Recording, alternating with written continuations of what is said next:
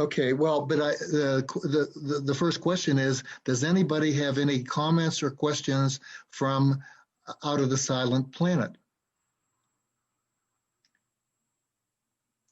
How about, what would you say in a few sentences, Ray, that Out of the Silent Planet was about, and what was it trying to state?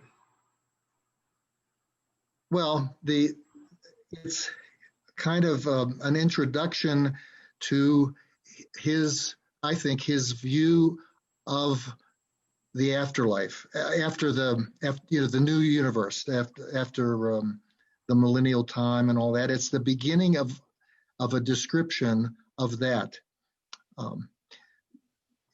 So it's the end of existence. I mean, it's an interesting story. It's a number of things, but to me, the really, really big impact was the fact that it, together with this book that we'll talk about today, amounts to a very attractive set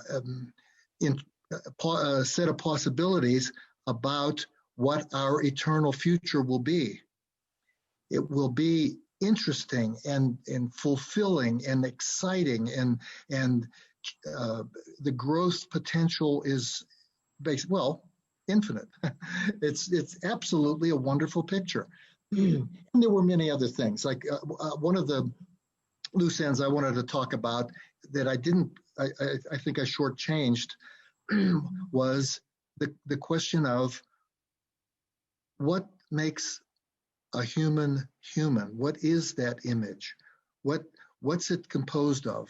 Because in Out of the Silent Planet, he brings up 3 or 4 other kinds of creatures that get you to think about that question. So you're getting into my loose ends. I'm getting into my loose ends, but I don't know. Did I answer the question, Bob? Yeah, you did. I think that looking at the first book, there's almost an idyllic planet, and then when you go through, there's comparison and contrast and new discoveries and so forth. But all good things come to an end, and the planet is disintegrating. Yeah, it's going downhill. That's true. Right. But it's really, he has a vision of from before the universe was created till the new universe and into the new universe. C.S. Lewis's picture covers everything, everything we could possibly imagine. In a sense, he sort of covers it. So maybe if I get into this next part, my loose ends, it'll help a little bit. And one thing, I do think I shortchanged the discussion of Out of the Silent Planet. And one way to assess literature, whether I shortchanged it or not, is a 3-part way of analyzing literature. What does it say? What does it mean? And what does it do? So on the what does it say, I think I outlined the storyline reasonably well and all that. And in the what does it do, I explained a few places how it empathetically and imaginatively impacted me, but I really shortchanged the what does it mean part. All right, and one of the meaning parts of it has to do with what is a now? What is this creature like? What are these creatures? What makes them somehow equivalent to human beings? And so I have a paper I'll send you. It's a very short essay. It's only about a 10, 12-minute read that I'll send you that deals with that question and its answer from Out of the Silent Planet. And the writer of that essay does so by describing 2 conversations that Ransom has, one with the seal-like creatures, the Hross, and one with the Sorns. And to give you an idea of how C.S. Lewis explores this question of what is a now, and it involves rationality, the ability to talk. Those are the kind of the basic things. But beyond that, it's a creature capable of belief and trust and showing rightful obedience to God. And that's the essence of those creatures, even though they're so much different, they're limited, they're, all in many ways. But so in effect, that story helps you understand what C.S. Lewis at least believes constitutes a humanoid, if you want to call it. Anyhow, it's a very good essay. It only take you 10 or 12 minutes, and I'll send it to Jeff, and then when he sends out the link, he can include that link. But Ray, would you say that they're almost not fallen? Oh, they are. They are not fallen. They absolutely are not fallen. That was one of the aspects of them. Right. They had great difficulty understanding the fallen, the Weston and Divine came Right. there. What is wrong with these people, so to speak? They saw a killing and they were stunned. They was like, yes, absolutely. Had no word. They even had no word for deception and all that. And they ended up saying, well, these people are bent. They didn't have a good word for it because it was beyond their conception. Yes, they were unfallen. right. Absolutely, they were unfallen. That's important. Yeah, absolutely. And but further than that, they were creatures much different from us, but they had a commonality, and the commonalities are what C.S. Lewis believes the image of God. He's in a sense giving his interpretation of what the image of God really means by showing these creatures that end up, they're rational and they talk and they exhibit a belief and a trust and a obedience to God and an acceptance that their planet's dying and everything's, their acceptance of that, the total trust.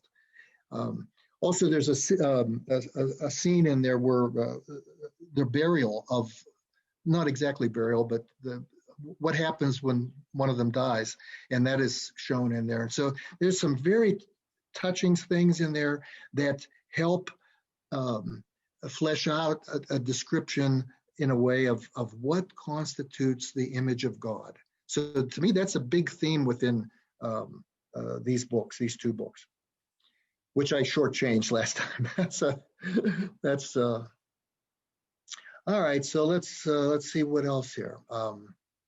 Okay, another major part of this, which I already said a little bit, but here's a quote from one of his books. This is the last book of the Narnia Chronicles, and basically the main characters of the Chronicles have just died.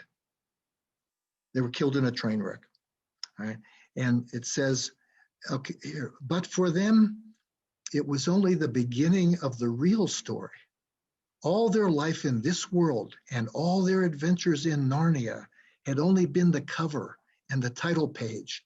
Now at last, they were beginning chapter 1 of the great story, which no one on earth has read, which goes on forever, in which every chapter is better than the one before. What C.S. Lewis believes is there's a great story, and we're seeing just a fraction of the beginning of it. And he really believes that, and I believe he's trying to explain to us what he thinks the great story really is. All right. And Ray, and that to contribute to what you're saying is that the notion that our life is just a shadow of things to come. Everything that we experience is a shadow of the future. Yeah, he uses that imagery quite a lot in things. And matter of fact, this earth, so to speak, is called the Shadowlands to him. And one of the movies about him was the Shadowlands, because of his belief the real reality is spiritual. That's the real reality. This is just a figment, very shadowy compared to the reality of the spiritual. All right. Here's another quote that gives an idea. This is from what many people believe is his greatest sermon. He used to preach every once in a while, and this was from 1941, which is right around the time that these books were written. It's called The Weight of Glory, and he says, "It is a serious thing to live in a society of possible gods and goddesses, to remember that the dullest, most uninteresting person you can talk to may one day be a creature which, if you saw it now, you would be strongly tempted to worship. It is with the awe and the circumspection proper to them that we should conduct all our dealings with one another, all friendships, all loves, all play, all politics. There are no ordinary people. You have never talked to a mere mortal. Nations, cultures, arts, civilizations, these are mortal.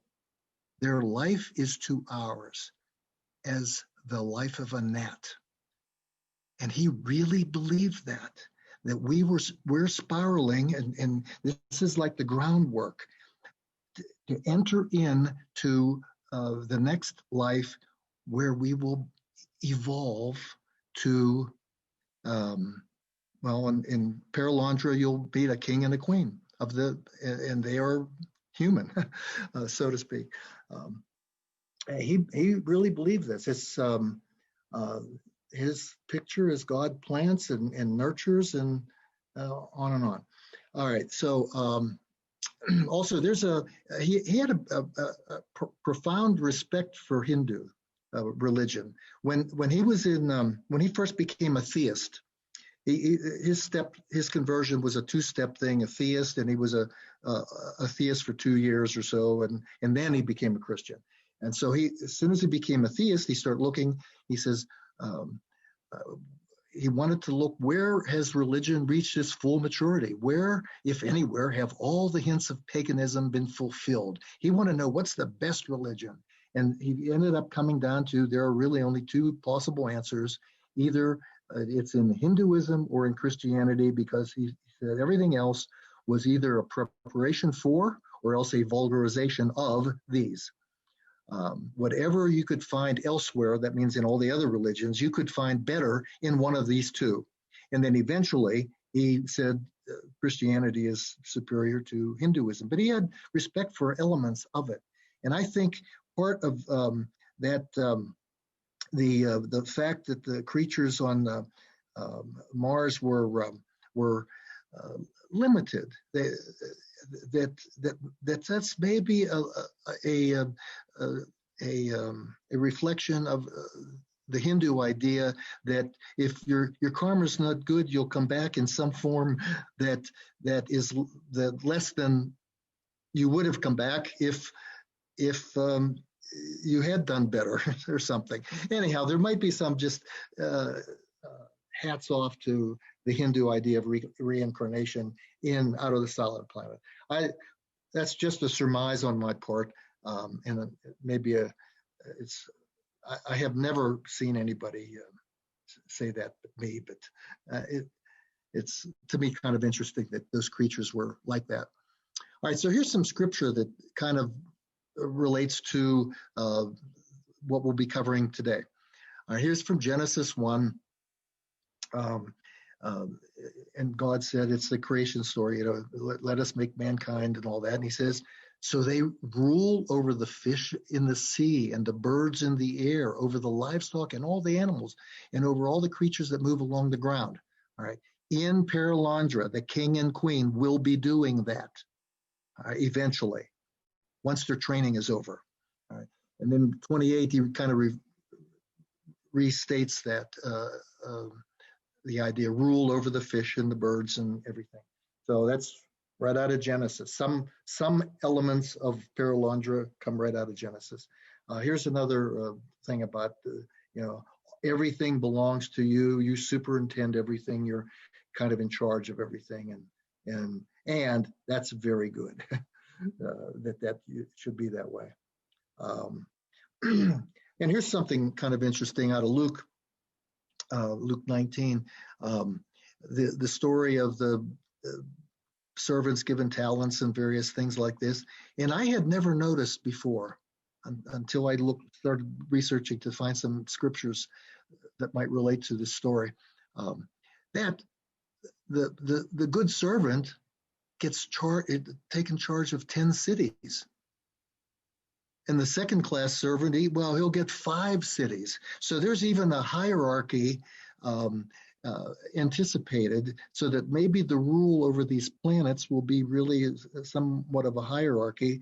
And some of us, still in further training, not quite up to being king and queen, will learn that our administrative tasks as we steward a planet in the new creation. So who knows? That's all speculation about his speculation. So we're going to talk about Perelandra today. And here's a picture of the individual volume, if you bought it, with some of the incredible creatures that you see in plant life and incredible things. It's very, very interesting. And you already know the storyline from the lecture from Professor Whalen. Ransom goes there. There's temptations and kind of a battle, and so Ransom, in a sense, has the fate of the planet in his hands, so to speak. And so here we go. All right, so we'll talk about this storyline a little more detailed than Professor Whalen did. So the Mal El-Dil, the creator, has Ransom transported to Perelandra, and all Ransom knew was he was getting called. He wasn't clear what it was about, but he was sure interested in what's going on. He found this, incredibly attractive to follow and see what it all means. So he wasn't a believer at that time yet, but he'll obey. He'll be kind of trusting, and he'll obey and just see what happens. And Perelandra is another pre-fall paradise, and there's only 2 humans on there, basically an Adam and an Eve. Their names aren't that, but 2 people on there, and both are in periodic contact with the Creator. Now, Professor Marcos, I'll explain who he is next, but a very serious scholar of C.S. Lewis works. He says he believes Lewis's finest prose are in this book. His finest descriptions of nature and natural things is in. Many people believe that, and I really do think it's worth reading if you just enjoy descriptions that capture your imagination and all that. It's really quite wonderful. So Perelandra is a water world, and it's filled with these floating islands of vegetation, and there's a small amount of dry land, but it's mainly a water world. And those islands and the descriptions of how they rock, and the whole thing is nurturing. Everything's about physical nurturing. Beautiful, beautiful stuff. Here's who Professor Marcos is. He has a great course, audio course on the life and writings of C.S. Lewis. I've listened to this maybe 20 times. It's really, really good. Covers quite a number of books, and it's one of the things that really turned me on to an interest in how helpful to me reading C.S. Lewis will be, and has been, and I think will continue to be. The prices, they say $90, but they always have sales, and I think you end up getting it for about $30 when it's on sale. But if you have a continuing interest in C.S. Lewis, this is a way you can listen to it in your car and do things, and it'd be a great way to learn more about him.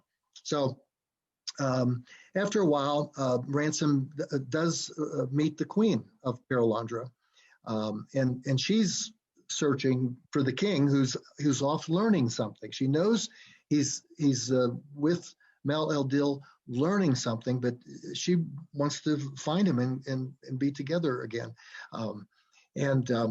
He learns from her that Mal El-Dil commanded only one forbidden act, and that is they can explore and visit the dry land, but they must never sleep on it. And all the rest is theirs eventually to rule and steward, but not yet. But they know that's that plan for their once their training is complete, that they'll be in charge. So the queen, when she walks around and interacts with Ransom and talks to him about various things, she attracts the creatures. They come to her. They love her. It's just absolutely beautiful. And it turns out Ransom finds out that she does know has some fragmentary knowledge of Earth events and even about Jesus, but she doesn't know any names, of course. And she knows about some of the situation on Malacandra too. So she gets images of things. So she has more knowledge than just the life experience she gets there. But he really begins to see, oh, this is what the Garden of Eden was like, I guess. And so he's starting to get a little bit more familiar with and comfortable with, in a sense, biblical ideas. He knows about the Bible and that, but he's not a believer yet. So, all right, so they're interacting, and he's learning about them and the island with the queen. She's telling him things, and all of a sudden, Weston shows up in a new spacecraft, and he spots them, and he joins them, and immediately begins tempting her to violate Mal-Eldil's rule. And it's not clear how he knows what it was, but he knows, and right away he's starting to tempt her. Yeah, and he said, so Ransom said, "Hey, wait, this is like that Bible story, you know," and he thinks maybe that's why he was called there, to prevent that. And so he's kind of putting two and two together. And it turns out Weston is a smooth talker, and even though Ransom's quite smart, he's a philologist, he understands language very well, but he does not have the rhetorical skills that Weston has. And he learns, and you know, after he loses an argument, he'll come back and do better the next time, but he's not learning fast enough. Weston is just incredible intellectually. So Ransom's energetic, but he's not energetic enough. Weston does not need to sleep. He seems driven, and so basically Ransom soon sees that he's intellectually outmatched, and he's physically outmatched in dealing with Weston the way he is. So he's becoming more and more fearful, more and more frustrated. And I'll tell you, when I was reading that, I was too. I was getting more and more anxious. I mean, this book really, C.S. Lewis's writing really does grab you. All right, so Weston is spiraling down in steps. On Mars, he was merely power hungry, and was an evolutionist, and you know, his rationale for things were at one level of whatever you want to call it. But on Venus, he starts becoming kind of pseudo-spiritual. He starts identifying himself with the universal life force that was actually a popular philosophy 100 years ago, roughly, and when C.S. Lewis was writing. So he suddenly goes from kind of physicist, materialist kind of guy, but starts getting kind of pseudo-spiritual, and starts associating with there is a life force, and he's part of it, and he's a power in the universe. He starts really getting wrapped up in that. So now he has a more noble sounding reason to do what he does. So then at one point, Ransom actually witnesses Weston become demon possessed. And Ransom sees that, and he ends up calling Weston it. and the unman. And the whole thing is kind of, in a sense, a little bit frightening, but all of a sudden he's saying, holy mackerel, I am really up against something. What the heck's there? All right, so during this time, Weston does 3 rounds of temptation on the queen. And at first he's just using logic and reasoning on her, and Ransom's trying to counter it. And she kind of slips out from under the logic, sometimes just because she's innocent, sometimes just because she gets tired. Oh, this hurts my mind, and I forget things, or she doesn't want to talk about it anymore. She avoids falling for the temptation, but it's brinkmanship. She's getting closer and closer. She's like a tender, beautiful flower, and she can't deal with this, and she's slowly succumbing to the lure of the logic that Weston is using. And the whole essence of those temptations is for the queen to take her gaze from God and start focusing on herself, trying to be more self-aware, and especially try to rely on herself. So it's basically self-centeredness. And so he's trying to get her that way. And he's saying things to her like, well, God really does want you to be self-reliant, and he put this command for you to violate, because if you do so, you will assert yourself and you will grow, and on, and be more like the women on earth. He does bring up women on earth and things. And then he starts talking about the king. He says the king is stupid and sluggish, and she needs to assert herself and not be subservient to him in any way. And he paints a picture of men as pitiful, childish, complacently arrogant, sluggish, ox-like. While Ransom, he's ashamed to be a man, because he said all these things are true that in a sense that Weston was saying. It was interesting interplay going on between or among them. All right, so but finally, Weston starts using stories about women, Earth women, to tempt the queen, and this. Professor Whalen mentioned this too. The stories are more potent persuasion than the rational temptation kinds of things were. And I think it's because the stories appeal to the unconscious mind. Our unconscious mind is a pattern recognition thing, and the storylines and narratives really appeal to it. And when you think about it, why do people read the classics? Homer, Iliad, and Virgil's Aeneid, and all those things.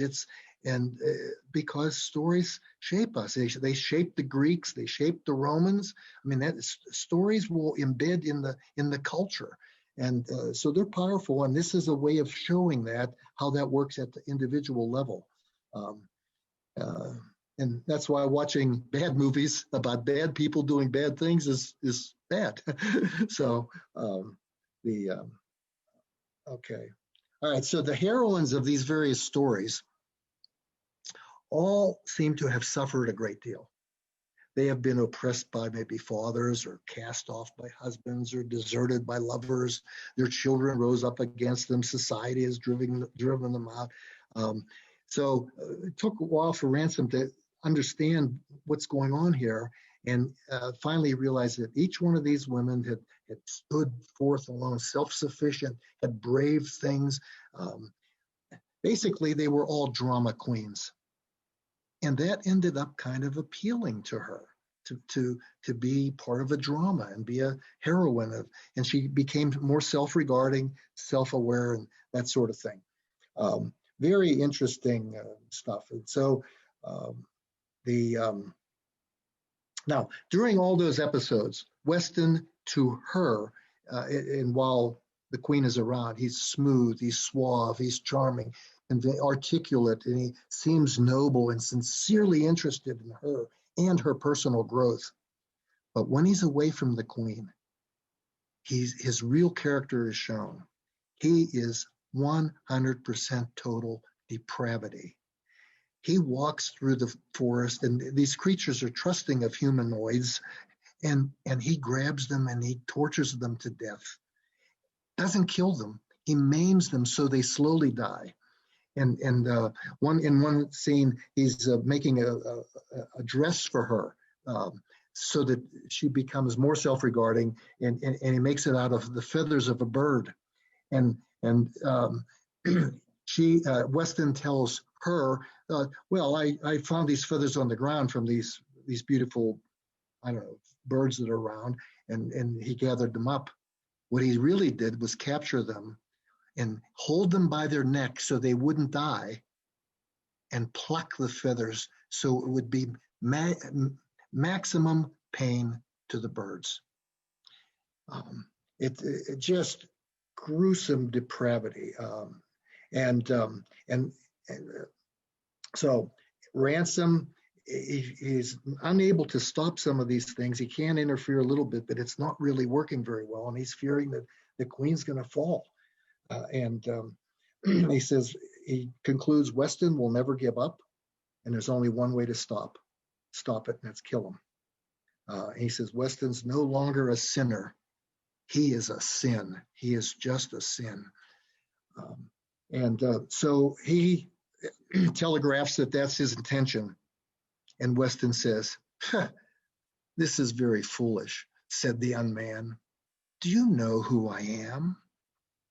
And Ransom says, I know what you are. Which one of them doesn't matter. In other words, he's some kind of demon. He says, it doesn't matter. So Ransom is going to try to kill him. And so Weston says, can you think, little one, it answered, that you can fight with me? You think he, that means God, will help you perhaps? Many thought that. I've known him, God, longer than you, little one. They all think he's going to help them till they come to their senses, screaming, recantations too late, in the middle of the fire, moldering in concentration camps, writhing under saws, jabbering in madhouses, or nailed onto crosses. Could he help himself? And the creature suddenly threw back his head and cried in a voice so loud that it seemed the golden sky roof must break. Eloi, Eloi, lama sabachthani. Anyhow, that's and the moment he had done so, because Ransom knows languages, Ransom felt certain that the sounds it had made were perfect Aramaic of the 1st century. The young man was not quoting. It was remembering. These were the very words spoken from the cross, treasured through all those years in the burning memory of the outcast creature which had heard them, and now brought forward in hideous parody. The horror made him momentarily sick. So that scene is incredibly powerful. So that's then the fight starts, and it's, oh my gosh, talk about knockdown, drag out fight. They fight on land, they fight in the sea, they ride creatures and fight in the sea. They go to some other land place and get off, and they fight there, and then they go into a cave inside a mountain, and they're in the pitch black, and there are these periodic battles, and then the creature gets away for a short time, and it takes a while for Ransom to catch up with it. It's knockdown, drag out, incredible. It's like a spiritual journey, by the way. It's just incredibly gripping. All right. So when it's all over, it was in a cave, and basically when it's all over, Ransom comes away from it. He has a bite wound in his heel, and it turns out it never heals. It doesn't heal even in the next book. Right? And but he ends up finally killing the young man by crushing his head. So the scriptural comparisons are very evident, many of them, and I'll show you a few more. But it is absolutely a fantastic story. All right, so after the fight, he's still in this pitch black cave, feeling their way around, and he finds some light, and he finally gets out in the open air, exhausted. And along comes the two Oyarsas, one from Malacandra, that's the guiding spirit of Mars, and one is Perelandra, the present guiding spirit of Venus. And they meet him, and they say, hey, we're going to a festival. And it ends up being basically a spiritual debriefing on what has been going on. And so this is where he gets explained to him what it's all about. And very, very done. Very well done. Okay, so there's some quotes that shows how cleverly C.S. Lewis inserts scripture into the text. Here's a quote from one of the Oyarsa, I don't remember which one. He says, he, referring to Ransom, is indeed but breathing dust, and a careless touch could unmake him. In other words, these angels are so powerful that if they were careless in their interaction, they could accidentally unmake him. He'll go poof. But calling him, he's breathing dust. It's beautiful stuff, I think. But another quote, they're talking about Ransom. And in that's Ransom's best thoughts, there are such things mingled as, if we angels thought them, our light would perish. But he is in the body of Mal-el-Dil, and his sins are forgiven. His very name in his own tongue is Elwyn, the friend of El-Delia, angels. And it turns out I did look up in the dictionary, and Elwyn means elf friend. So it's friend of spirits or something like that. But this gives you an idea. The angels are incredibly powerful. And yet, and Ransom can have thoughts that would kill them, but he has them. It's basically, we're made for a different purpose. We're made to experience bad stuff and overcome it. And I think there's some spiritual message there about what is the difference. Why does it say in the Bible that we will judge angels, even though they're so powerful? Every time an angel appears in the Bible, the first thing they say is, fear not. Okay. So there's some interesting stuff in here that gives you an idea of what C.S. Lewis thinks the differences are between us and them. All right, so then there's a scene where Perelandra, who's the present guardian angel of Venus, has been instructed to turn over Venus to the king and queen. They're ready to take over. And part of the quote is, all these Mal-el-Dil puts into your hand, and that's the creatures, the whole planet, basically. Your word is law. You are Oyarsa. So Oyarsa doesn't mean, it means the guiding spirit of a planet. All right. You are Oyarsa. So Perelandra is saying, I'm no longer the Oyarsa, you are. Okay. He says, give names to all these creatures. Guide their natures to perfection. Strengthen the feebler. Lighten the darker. Love all. And the king answers, and there's a long exchange. I just picked a few things out of it. It is very much our will, and that's him and the queen, that you, Perelandra, the former Oyarsa of Venus, remain with us, that you may strengthen us in your counsel.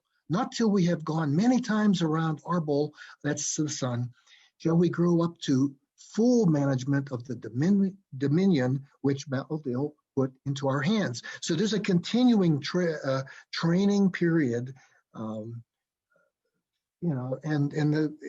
the angel now will be subservient to the king and queen and merely be a counsel of it. But the whole, everything they're saying is nurture, nurture, nurture, nurture creatures, nurture plant, nurture everything. And here's some more. Okay, so they're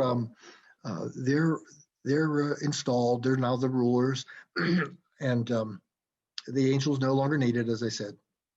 And so the humans are fulfilling their destiny that's promised in the Bible to be rulers over things.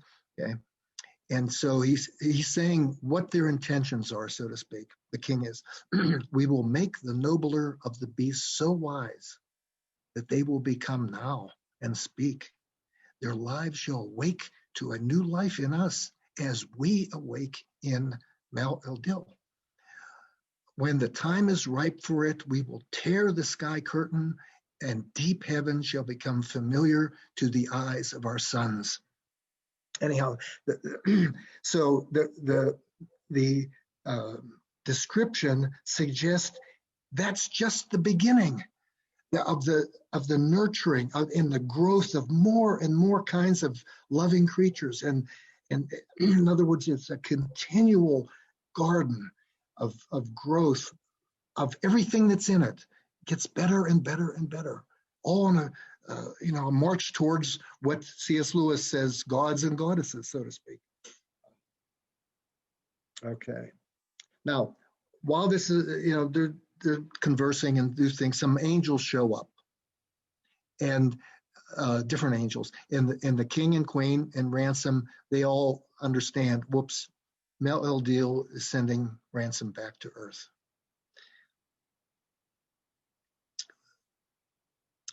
The parting scene is beautiful, it really is.